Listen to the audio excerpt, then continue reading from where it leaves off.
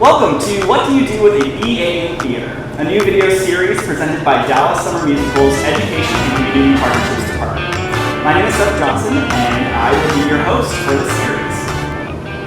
What do you do with a BA in Theater? Well, we're going to find out. Through this series, we will be interviewing artists who have their degree in theater or not, and how they use their degrees in unique ways.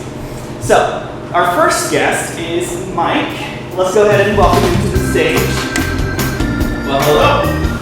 Definitely think I'm going to add some applause there. I mean, maybe some walk-up music. You have to. All right, Mike, why don't you introduce yourself to our wonderful viewers here? Sure. My name is Mike Baughman. I am the Executive Director, Community Curator, and Founding Pastor for Union Coffee, which is a nonprofit coffee shop set up here in the heart of Dallas. We're right at the corner of Oak Lawn and Cedar Springs. And I'm really glad we can host as a spot for filming this little series. Yeah, and what do you do in the theater world? So in the theater world, I do a couple things. One is I'm like a stage dad, and then a bunch of my children are involved in various ways in theater. But then I also, I've been doing a lot of assistant directing over this past year and change, which I really enjoy, get a kick out of. I have in the past done some stuff on stage, but it's been a while since I've done that. And that means that I audition. I tend to get callbacks, and then that's usually the end of it. So, you know, I'll take it. How do you prepare for these auditions? Well, first and foremost, I kind of have to scour the boards to find something that seems like it fits. And then preparing for the audition, if there's a monologue required, I'll do a terrible job trying to learn the monologue. I hate monologue auditions, both as a director and as a performer. I feel like it's just a horrible indicator of what someone can actually do. And I think some of that for me is that I was trained very much in the kind of Meisner school of acting that involves a lot of interaction and give and take with the other people on stage. And so having these moments where there's no one to interact with. So what I end up doing is I end up choosing monologues that almost like require at least pretend interaction with people. And so unlike other folks, like I will look directly at the people at the other side of the table during the audition to kind of like pull from their reactions, pull them into the scene, because it's just how I operate. Gotcha. Yeah. But if it's a show that involves doing sides or things like that, I'll run the sides if at all possible. I like to read as much of the play as I can, or at least get a good sense of it. And one of the most important things there, and I've learned this consistently from some of the best directors I've worked with, is I show up making choices about a character. And if they don't line up with the director, most directors are okay with that reality, but they much prefer, and when I sit on the other side of the table, I much prefer someone who's made choices about the character, and then that's clear in the way that they audition. Otherwise, I think sometimes folks have been trained more and more that like the actors are the blank slate or the tools that the director uses, and I hate that approach, especially since most shows are done on a limited rehearsal schedule. Right, like you don't have a lot of time to develop every last little piece, and so the actors who show up prepared, who have made choices about their characters and are ready to live into those choices, are the ones that are really exciting to work with. Joel Farrell is someone that I've worked with a bunch recently, and he has this great line that I've heard him say 1,000 times, which he just says, "Best idea on the table wins." If the actor walks in with a choice that's better than the one I had in mind, then I'm absolutely going to go for that, and I don't care if it was my idea or not. I totally agree. Yeah, for sure. So what's your favorite part of directing? And then also acting, since you do both. Yeah. Honestly, my favorite thing about directing is my favorite thing about being a pastor also, and my favorite thing about leading a place like Union, and that's that I love being a steward of stories. I think stories are inherently sacred things that have the opportunity to give meaning, and to give life, to give hope, to give purpose, to give laughter and joy. I mean, stories are incredibly powerful. And so as a director, we get the opportunity to help craft how it is that people experience that story. So right, as an actor on stage, I love being able to tell a story by embodying it. As a director, I love being able to craft how the audience will experience the story. I mean, I think it's really, there's an important reason why directors commonly sit in the audience or in the seats when they're directing and working on a show. It's so that we never lose the perspective of the audience. The director's job is to do more than give instruction or guidance to the different parts of a performance, but to be ever mindful of what is the perspective of the person sitting in the audience, and how do we craft their experience of the story, because that matters as much as the story itself. Is there one show that you remember as an audience member feeling that just... Yeah, actually, so forever ago, I took two of my kids, went back when I only had 2 kids, to see The Lion King on Broadway. And, everyone's coming in off Times Square. Half the folks are tourists, if not more, especially with a show that's geared towards kids. And there's all sorts of noise and cacophony in the theater as 100 parents are trying to navigate 5,000 children around them and keep everyone in line. I remember this one kid flipping out because they lost their Wally, which at first I thought was a brother, but it turns out it was like a stuffed animal or whatever. Okay. There's this mini crisis behind. My kid was flipping the seat up and down, up and down, up and down. The other wouldn't stay seated. I mean, it's all this kind of craziness around you. And the producers of Lion King and the director of Lion King really did something absolutely brilliant in that, which was did no pre-curtain speech, did no warning to anybody. They just hit a sudden, powerful drum, and then whoever that woman is screaming those opening notes of Lion King, right? And the curtains just open suddenly, and then you've got this visual spectacle that grabs you as heavily as that one drum beat does, and it was amazing how 1,000 squirming bodies just snapped to attention. And that moment in itself had this magic to it. That's not written into a script. Yeah. That's just the director knew who the audience was, what the parents in the audience were dealing with, and then just pulled the attention with everything they had. Man, I will never forget that moment. That's a super important point that you bring up. As a director, keeping in mind who our audiences are. I think a lot of times it's easy to fall into the trap of selfish acting or selfish directing, where it's this is my vision and this is how I want it to be. But ultimately, we are serving a community, and if we're not responding to what the community needs, then we're not really doing anything. Am I allowed to curse in this? It's for high school students. It's for high school students. We're going to avoid that. I'll think of better ways, nicer way of saying it. There's a lot of theater out there that I think gets so interior to theater that I'm going to make this grand theatrical statement, right? And the only people in the room who maybe pick up on it are these ultra theater geeks, and then the rest of the audience either completely misses the moment or is annoyed by it. Yeah. And I think we need to be attentive to and there's some theater that is made for theater people. Great, love it, embrace that, be that. Yeah. Right, but that can't be 75% of theater. That's got to be the 10% of theater experiences. Yeah, it's kind of like the SNL sketch, the high school theater. Oh my gosh, I love that sketch. Those are absolutely yes. Yeah, that's what you don't want to do. Look it up, SNL, high school. Watch theater. that, laugh at it, don't do that. So great. Yes. Yeah. So, how has theater prepared you for your work at Union, or vice versa? How has Union work prepared you for life in theater? Yeah, I have thoughts about both. One,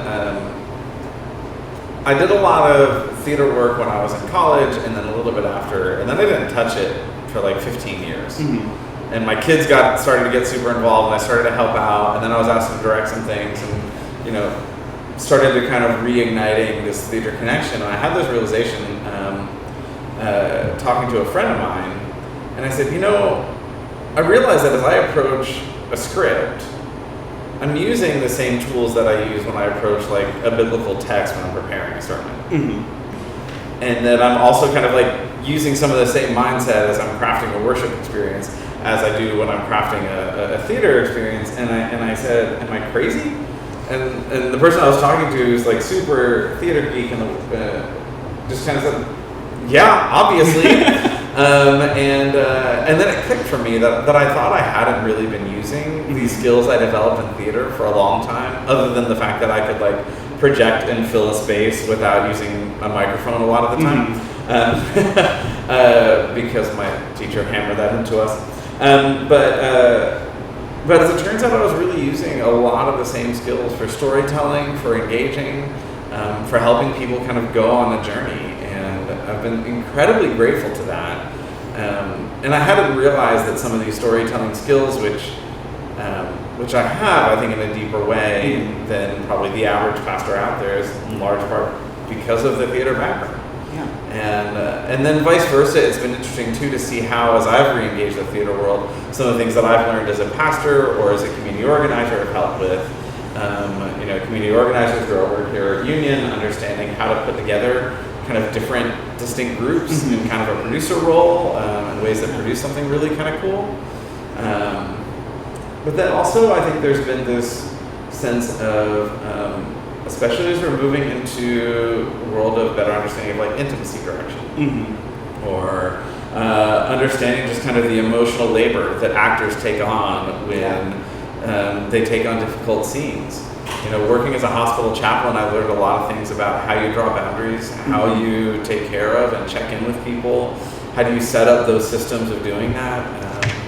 And so there are some things that I've learned in ministry, whether it's as a hospital chaplain or running things here, that I think have really applied into my work in the theater in ways that are better at holding space for actors, for a production team, for others as we tackle really difficult subjects. Well, that's incredible. So we're going to sort of end the interview on advice that you would have for emerging artists, high school students venturing into college, seeking a degree in the arts or not. What would you say to them? I would say, theater teaches so many soft skills that you don't learn anywhere else.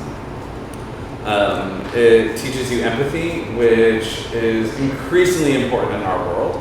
Not only because it makes the world better, but also because as we put a heavy emphasis on STEM, and there's nothing wrong with an emphasis on STEM, we have a lot of folks that don't really know how to work with each other as a team, or struggle to connect with the end user experience, right? And so folks with a theater background, I'm thinking of like Jillian Salerno Rubik. Hey, you're out there.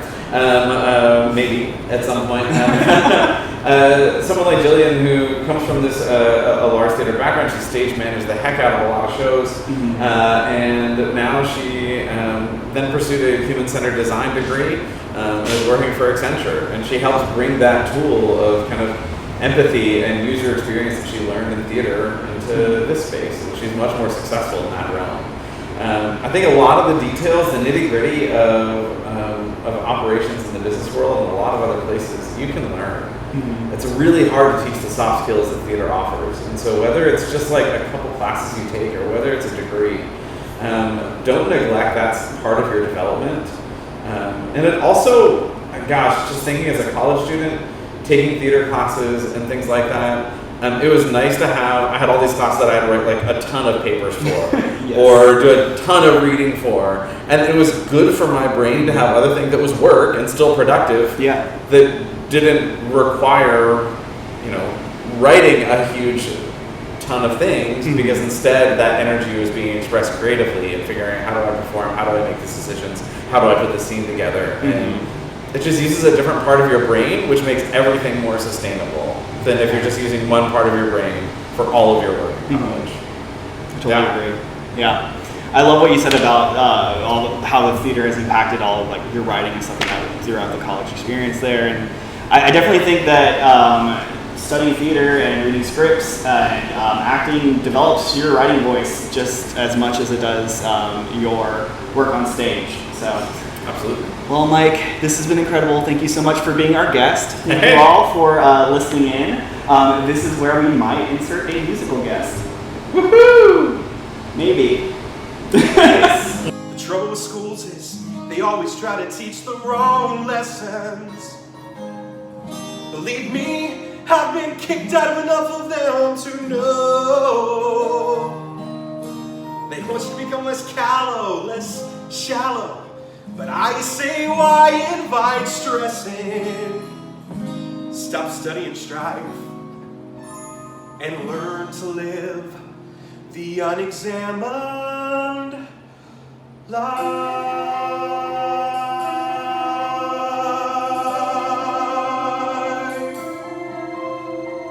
Dancing through life, skimming the surface, gliding where turf is smooth. Life is painless for the brainless. Why think too hard when it's so soothing? Dancing through life, no need to tough it when you can slough it off as I do.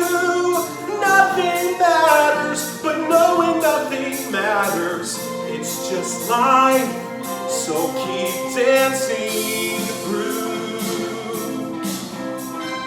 Dancing through life, swaying and sweeping, and always keeping cool. Life is fraughtless when you're thoughtless.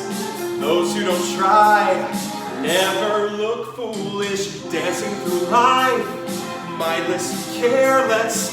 Make sure you wear less. Trouble is right. Woes are fleeting, blows are glancing when you're dancing through life.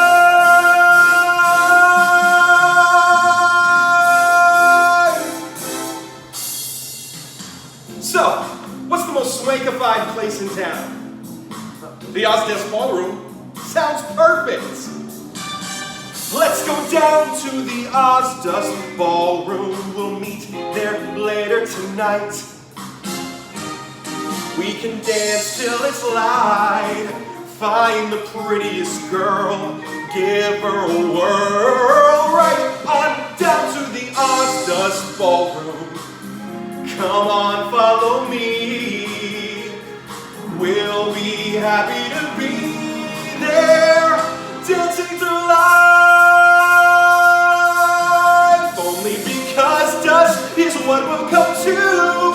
Nothing matters, but knowing nothing matters. It's just life. So keep dancing through.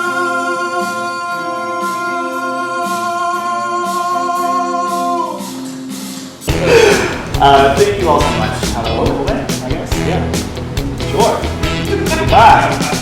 I'm going to leave all of those things. By all means, please do. Especially lots of feedback.